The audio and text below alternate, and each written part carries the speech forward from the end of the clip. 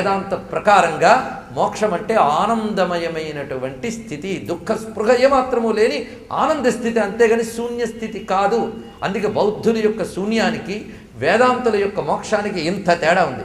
ఇది అర్థం చేసుకోలేక శంకరులు కూడా ఇదే చెప్పారు కదా, అందుకే శంకరులు ప్రచ్ఛన్న బౌద్ధులు శూన్యవాదాన్ని మళ్ళీ తీసుకొచ్చారు అని అపనందలు వేసిన వాళ్ళు ఉన్నారు.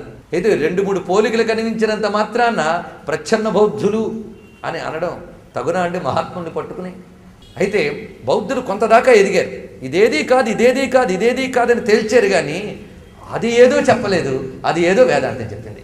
అదేం చెప్పింది? సచ్చిదానందమయమైన స్థితే, అది నీ యొక్క ఆత్మస్వరూపమే అని వేదాంతం చెప్పింది కదా. ఆనంద స్థితియే మోక్షము అని, దానినే అమృతస్వరూపాచ అని ఇక్కడ చెప్తున్నారు. సచ్చిదానందమయమైన మోక్ష స్థితియే భక్తి అంటే. వేదాంతం చెప్పిన మోక్షానికి భక్తికి చెప్పినటువంటి అమృతానికి భేదము లేదు. జ్ఞానానికి భక్తికి లేని ఆ భేదము లేదన్న విషయం ఇక్కడ మనకు అంత చక్కగా చెప్తున్నది. కనుక ముక్తి అనేటటువంటిది ఆ పరమాత్మ వల్లనే మనకు లభిస్తున్నది. అదే భక్తి యొక్క స్థితి అని వివరిస్తూ తర్వాత సూత్రంలోకి మనం ప్రవేశిస్తున్నాం.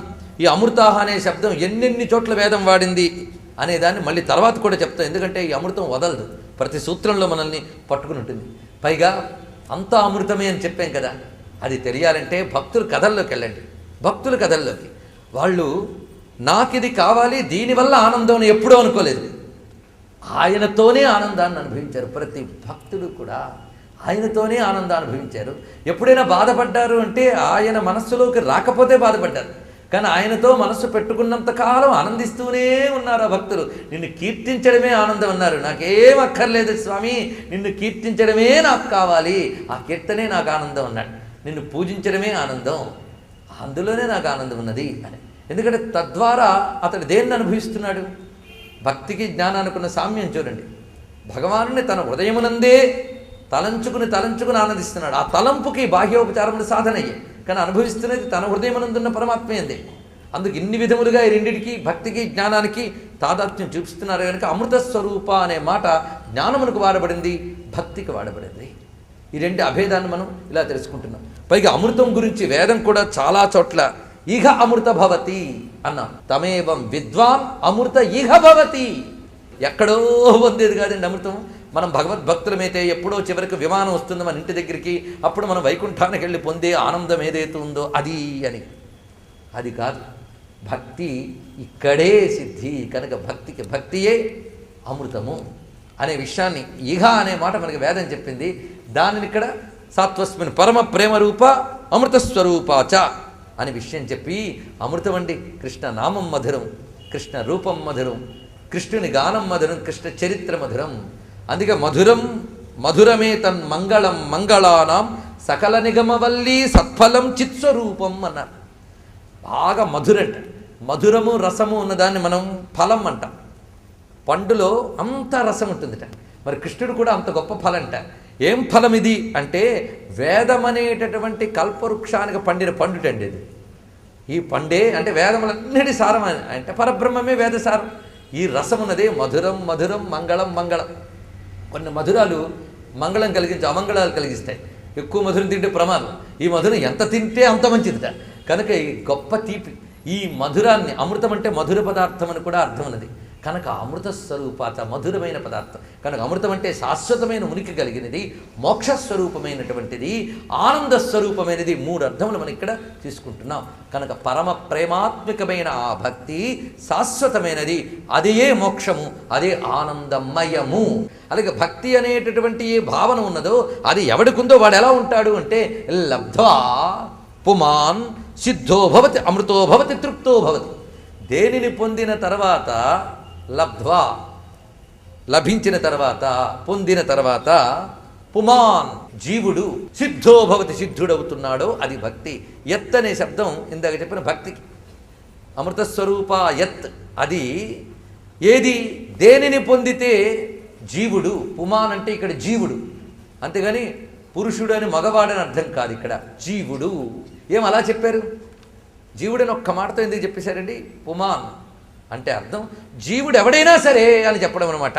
అంటే భక్తిలో ఫలానా వర్ణము వాడు కానీ, ఫలానా లింగము వారు కానీ, ఫలానా ఆశ్రమం వాళ్ళు కానీ వీళ్ళే మోక్షం పొందుతారని లేదు. పుమా జీవుడైన ఎవడైనా సాధకుడైతే చాలు. అయితే మానవులైనా అంటే మానవుడికి అవకాశం ఎక్కువ, అంతేగాని మానవుడే పొందుతాడని లేదుగా.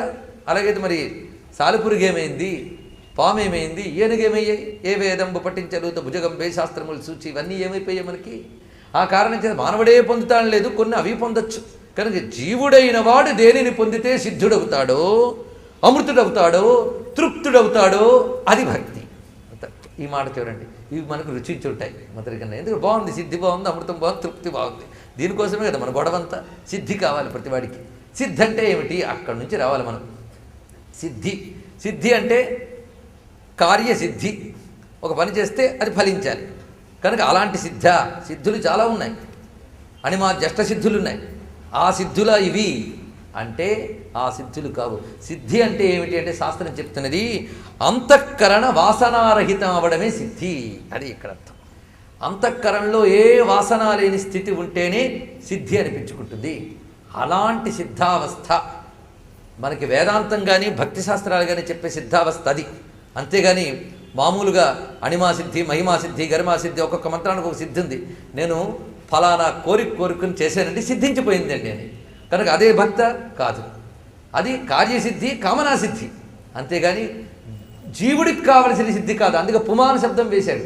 జీవుడికి కావలసిన సిద్ధి ఏమిటి? నువ్వు దేహానికి సిద్ధి కోరు, మనస్సుకు సిద్ధి కోరు, జీవుడికో. ఆ జీవుడికి కావలసిన సిద్ధి ఏది అంటే అంతఃకరణం వాసనారహిత అవడం ఏదైతే ఉందో అది సిద్ధి. ఆ స్థితి భక్తి వల్లనే లభిస్తున్నది. భక్తి లభించితే అంతఃకరణం వాసనారహితం అవుతుంది. ఆ భగవంతుడు తప్ప మరేది ఉండదు గనక ఇంకా దేని యందు వాడికి వాంఛ కానీ అంటుకోవడం కానీ లేదు గనక ఏ వాసన లేదు వాడికి. ఆ స్థితికి చేరుకుంటాడు. అంతేకాదు ఈ సిద్ధుల గురించి చాలా చాలా చక్కటి విషయాలు ఉన్నాయి.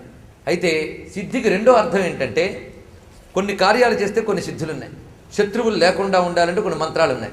దానికోసం కొంతమంది శత్రు సంహరణ మంత్రాలు జపం చేస్తూ కూర్చుంటారు. ఎప్పుడు శత్రువు పోయే వరకు, శత్రుత్వం పోయే వరకు. రెండవది రోగాలు పోవడానికి కొన్ని మంత్రాలు ఉన్నాయి. అక్కడ ఆరోగ్య సిద్ధి. కొందరికి పరుసవేది లాంటి సిద్ధుల మీద కూడా కోరికలు ఉన్నాయి. కానీ ఇవన్నీ విడిచిపెట్టి భక్తినొక్కటి అవలంబిస్తే అది అన్ని సిద్ధుల్ని ఇస్తుంది. నువ్వు అనుకునే ఈ క్షుద్ర సిద్ధులు కూడా అందులో ఉండి తీరతాయి. అందులో సందేహం లేదు. దీనికి ఉదాహరణలు ఎన్ని చెప్పచ్చు అంటే, అయితే ఆ భక్తుడు ఈ సిద్ధుల మీద మోజు ఉండదు వాడికి. అవి వచ్చి వీడి వెంట పడతాయి అంతే. పైగా నేను భక్తుడిని కనుక నా వెంట ఇన్ని సిద్ధులున్నాయి కనుక నన్ను ఇవి కాపాడాలని కూడా వాడు అనుకోడు. వాడికి వాటి స్పృహే లేదు. భగవత్ స్పృహ తప్ప మరొకట్లేదు. ఎందుకంటే భక్తి సాధనలో ప్రవేశించాక మనకు తెలియకుండానే మన దేహం శుద్ధమైపోతుంది, మన మనస్సు శుద్ధమవుతుంది, మన ప్రాణం శుద్ధమైపోతుంది. మీరు కొద్దిపాటి ప్రారంభించినా చాలండి. నిరంతరం రామనామము, కృష్ణనామము, శివనామము అంటూ అంటూ అంటూ ఉంటే కొన్నాళ్ళకి మీ మనస్సులో చెడు ఊహలు రావు. అంతేకాదు మీ నుంచి వచ్చేటువంటి తరంగాలు వాటి ప్రభావం కూడా చాలా ఉంటుంది. ఎందుకంటే సాధకుడి శరీరం, సామాన్యుడి శరీరం రెండింటికి చాలా తేడాలు ఉన్నాయి. సామాన్యుడి శరీరం మట్టి ముద్ద లాంటిది, సాధకుడి శరీరం కాల్చిన కుండ లాంటిది అన్నారు. పచ్చి మట్టితో కుండ చేస్తే నువ్వు మళ్ళీ ఇలా అంటే మళ్ళీ మట్టి అయిపోతుంది అది. కానీ కాల్చిన కుండలో మళ్ళీ నువ్వు పూర్వపు మట్టిని ఇవ్వలేవు. కనుక సాధకుడి శరీరం కాల్చిన మట్టి లాంటిది. వాడు మళ్ళీ వెనక్కి వెళ్ళడు, వాడు మళ్ళీ ఆ మాలిన్యాల్లోకి వెళ్ళడు వాడు. ఎందుకంటే వాడికి ఆ సిద్ధి వస్తుంది. కనుక కొద్దిపాటి భగవత్ సాధనైనా తప్పకుండా సిద్ధినిస్తుందని చెప్పినప్పుడు మరి పరమ ప్రేమ రూపాత్మకమైన భక్తి ఉన్నప్పుడు సిద్ధి ఉండదా? ఎందుకు ఉండదండి? అలాంటి సిద్ధులు ఎలా ఉంటాయంటే కొన్ని 2-3 ఉదాహరణలు చెప్పుకుందాం. ప్రహ్లాదుని గురించి చూడండి. ప్రహ్లాదుని మీద వాళ్ళ నాన్న ఎన్ని ప్రయోగాలు చేశాడండి. ఎన్ని ప్రయోగాలు చేస్తే నాకేం విష్ణువు కాపాడుతాడు అనలేదు ఆయన. అనుకోలేదు కూడా. ఎందుకంటే కాపాడబడాలి అనుకోలేదు, వాడు శిక్షిస్తున్నాడు అనుకోలేదు. ఆయన యందు లీనమై కూర్చున్నాడు. ఆయన యందు లీనమై కూర్చున్నవాడిని ఆయనే కాపాడుకున్నాడు. ఎలా కాపాడాడో మనకు తెలుసు. ఎందువల్ల? అతడు అమృతస్వరూప ప్రేమ అనబడేటువంటి స్థితిలో ఉన్నాడు.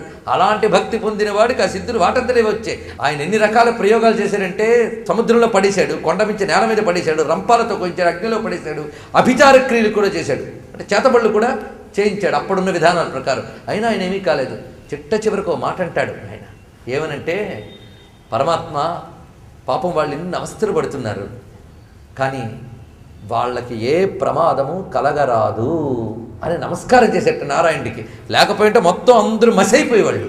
ఎందుకంటే భక్తుడి మీద చెయ్యెత్తితేనే స్తంభించిపోయింది వాడికి. మరి ప్రహ్లాదుడి మీదకి వచ్చి దాడి చేస్తే వాళ్ళు ఏమవుతారండి? మరి వాళ్ళందరూ బ్రతికి బట్టకట్టగలిగారు అంటే ఆ ప్రహ్లాదుడు సర్వభూతాంతర్యమైన నారాయణుడు వీరు తెలియక చేస్తున్న అకృత్యమును మన్నించి రక్షించుగాక అన్నాడండి. మరి సిద్ధోభవతి అంటే ఇంకేం కావాలి? అంబరీషుడు, ఆయనకి ఏం పట్టింది? తన ధర్మాన్ని కృష్ణార్పణంగా చేస్తూ చక్కగా జీవితం సాగిస్తూ ఉంటే దూర్వాసుడు వచ్చాడు. ఆ వచ్చినప్పుడు ఈయన ధర్మానికి ఏమీ వ్యతిక్రమం చేయలేదు. అతను అహంకరించి కోపగించి తన మంత్రశక్తితో కృత్య అనబడేదాన్ని ప్రయోగించాడు. సిద్ధది మంత్రసిద్ధి. మంత్రసిద్ధి సిద్ధుల కంటే గొప్పది భక్తి అని చెప్పడానికి ఇది ఉదాహరణ. మంత్రసిద్ధిని చేసి ప్రయోగించట ఆయన మీదకి. ఎప్పుడైతే ప్రయోగించాడో ఈయన ఓస్ నీ మంత్రం నన్నేం చేస్తుంది, విష్ణువునే నమ్ముకున్నాను కూడా అని కూడా అనలేదు ఆయన చూస్తూ మహర్షిని నమస్కారం చేస్తూ నిలబడ్డట. ఆ కుర్చీ మీదకు వచ్చింది. వస్తూ ఉంటే నారాయణుడు పంపిన సుదర్శన చక్రం వచ్చి ఆ కుర్చీని దహించడమే కాకుండా దూర్వాసుల వారిని ముల్లోకాలు తిప్పించింది. అయితే ఈయన కోరుకున్నాడా? ఈయనకి సుదర్శన్ రావాలి, తరం కొట్టాలి, కుర్చీ సంవరింపబడాలి, ఏమీ కోరుకోలేదు ఈయన. ఆ పరమాత్మతో లీనమై ఉన్న కారణం చేత అవతలవాడు చేసినటువంటి మంత్రప్రయోగాలను కూడా తిప్పుకొట్టింది. కనుక పరమ ప్రేమ రూపమైన భక్తి చిత్తం ఉన్నవాడికి పరమంత్రాలు, పర యంత్రాలు, పర ప్రయోగాలు కూడా ఏం చేయలేవు. అవేవో చేస్తామని ఇంకేవేవో పట్టుకుంటే ప్రయోజనాలు ఏమున్నాయండి? అందుకు ఆ పరమ ప్రేమాత్మకమైన చిత్తవృత్తి అలవడితే అన్ని సిద్ధులు అక్కడే లభిస్తున్నాయి. కనుక సిద్ధ సిద్ధేశ్వర అని స్వామిని మనం కీర్తించుకున్నాం. ఆయన సిద్ధస్వరూపుడు, సిద్ధార్థ సిద్ధ సంకల్ప సిద్ధిద సిద్ధి సాధన. అటువంటి ఆ పరమాత్మతో తాదాత్మ్యం చెందినటువంటి అమృతస్వరూపమైన ఆ పరమ ప్రేమాత్మక భక్తి ఏదున్నదో ప్రబలయా భక్త్యా విషయైర్నాభిభూయతే. ప్రబలమైనటువంటి ఆ భక్తి కలిగిన వాడికి విషయముల వల్ల పరాభవం జరగదు అని శాస్త్రం చెప్తున్నది. విషయముల వల్ల పరాభవము అంటే వాడిని విషయాలేమి దెబ్బతీయవు. మనకి నక్రోధో నచ మాత్సర్జన్ నలోభో న అశుభామతి భవంతి కృతపుణ్యానాం భక్తానాం పురుషోత్తమే అని మనం నమస్కారం చేసుకున్నాం. అంటే అర్థం వాడి క్రోధమాత్సర్యాలు కలగ ఒకటి, ఇతరులకు వాడి పట్ల క్రోధమాత్సర్యాలు కలగ ఒకటి, ఒకవేళ వాళ్ళకి కలిగిన వీడికి ప్రమాదం లేదు ఒకటి. 3 అంశములు.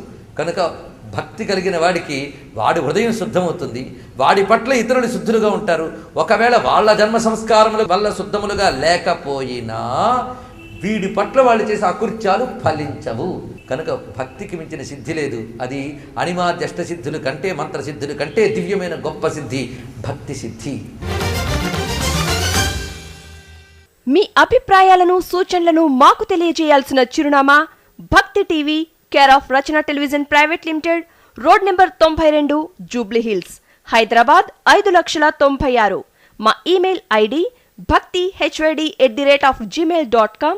మా వెబ్సైట్ www.bhaktitv.org. Phone number 901012222333.